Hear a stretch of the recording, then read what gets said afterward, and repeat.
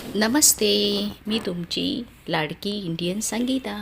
आज मी सकाळी सकाळी मस्तपैकी झकास उपमा बनवला. तर म्हटलं चला तुम्हाला पण दाखवूया आणि तुम्हाला पण देऊया उपमा. तर झटपट उपमा बनवला आहे, ती रेसिपी तुम्ही बघा. तशी काही खास रेसिपी नाही, सगळी मराठी लोकांना माहिती आहे, तरी पण मी हे दाखवते.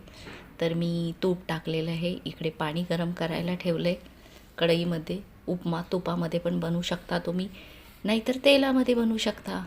तर हे गरम पाणी होतं म्हणून मी त्याच्यामध्ये चम्मच टाकलं.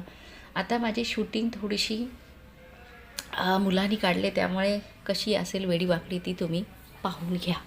कारण आज मुलगा मला सापडला, त्याला बोलले चल शूट कर. तर हे मी तेल तापलेलं आहे, तेल नाही सॉरी तूप, त्याच्यामध्ये मोहरी जिरी, थोडीशी मिरची, अर्धा कांदा, अर्धा टोमॅटो टाकले. कारण आमच्या दोघांसाठीच मला उपमा बनवायचा होता, म्हणून मी अर्धा कांदा अर्धा टोमॅटो घेतले. कारण त्या माझ्या मुलाला जास्त मसाले आवडत नाही. तर हे चांगले मस्त कांदा टोमॅटो मिरची फ्राय होऊन दिले. थोडीशी हळद, कोणी हळद टाकतं कोणी टाकत नाही उपम्यामध्ये, मी टाकते. माझा तसं बघायला गेलं तर स्पेशल उपमा आहे हा. कारण माझा उपमा आणि पोहे हे सगळ्यांना आवडतात. स्पेशल आहे मी उपमा पोहेमध्ये. तर हा टाकला मी रवा. हे पॅकेट प्युअरच असतं, त्याच्यामध्ये काही साफ करण्याची गरज नाही. रवा खूपच छान असतो, अजिबात त्याच्यात घाण नसते. फ्रीजमध्ये ठेवलेलं आहे त्यामुळे काही फरक नाही पडत, तसाच टाकला तरी चालतो. रवा निवडण्याची काही गरज नाही. तर हा मी रवा त्याच्यामध्ये टाकलेले. कोणी आधी रवा भाजून घेतं, पण ते खूप कटकटीचं झंझटीचं काम असतं, म्हणून मी फास्ट रेसिपी 2 मिनटाची अशी करावी म्हणून मी ही दाखवते. जर एकच घाई असेल आणि काहीतरी फटकन बनवायचं असेल तर तुम्ही असं बनवू शकता. तर हा रवा मी भाजलेला आहे, त्याच्यात थोडंसं मीठ टाकलेलं आहे चवीपुरतं. आणि हा रवा छान मस्तपैकी खमंग भाजून घ्यायचा आहे. तूप कमी वाटलं असेल तर तुम्ही तूप आणखीन घालू शकता. माझं तूप संपलेलं त्यामुळे मी आता तूप घालू शकत नाही, आणि आमच्या दोघांसाठीच बनवायचं होता म्हणून जास्त तुपट माझ्या मुलाला आवडत नाही, त्यामुळं मी थोडंसं कमीच घातलेलं आहे तूप. तर तुम्हाला जास्त आवडत असेल तर तुम्ही जास्त तूप घालू शकता. तर हा रवा छानपैकी मस्तपैकी खरपूस असा ब्राऊन कलरपर्यंत भाजून घ्यायचा आहे कढईमध्ये.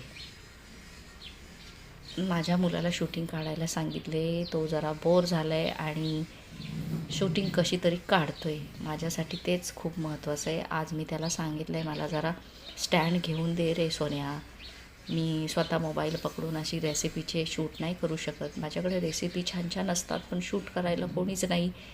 जसा वेळ भेटेल तसा मी शूट करते. हे नेहमीचंच वाक्य झालं आहे माझं, आहे ना.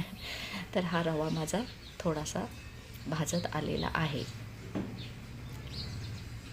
थोडंसं साखर, मी नेहमी उपम्यामध्ये पोह्यामध्ये थोडीशी चिमूटभर साखरसुद्धा टाकते. मीठ साखर तुम्हाला नसेल आवडत तर तुम्ही साखर नाही टाकली तरी चालेल, आणि टाकली तर खूपच वेगळा उपमा होतो, त्यामुळे मला साखर टाकलेला उपमा आवडतो. तर आता हे भाजून झालं आहे, त्याच्यात गरम पाणी टाकलं आणि पटकन झाकण दिलेलं आहे. हे थोडं जरा रिस्की काम आहे, ते सराईत माणसाचंच काम आहे, त्यामुळे असं करताना जरा सांभाळून करा. आता मी झाकण दिलेलं आहे. थोडंसं त्या पाण्यामध्ये शिरा छान उकळतो आहे आणि 2 मिनटांनी मी काढणार आहे ते झाकण, आणि मग मस्त शिरा असा खरपूस असा सुका सुका सुटसुटीत करून घ्यायचा आहे. कुणाला सुटसुटीत उपमा आवडतो तर कुणाला थोडासा ओलसर आवडतो. ओलसर आवडत असेल तर थोडंसं पाणी जास्त घालावं, सुटसुटीत आवडत असेल तर थोडंसं पाणी प्रमाणात घालावं. तर आता हा माझा शिरा तयार होत आलेला आहे. रवा थोडासा फुगलेला आहे, शिजलेला आहे, आणि थोडा सुटसुटीतपणा पण आलेला आहे त्याला. आणखीन थोडंसं झाकण देऊन मंद आचेवर 2 मिनटं थोडंसं रवा शिजायला ठेवायचा आहे. आणि आता झाला आहे माझा हा उपमा.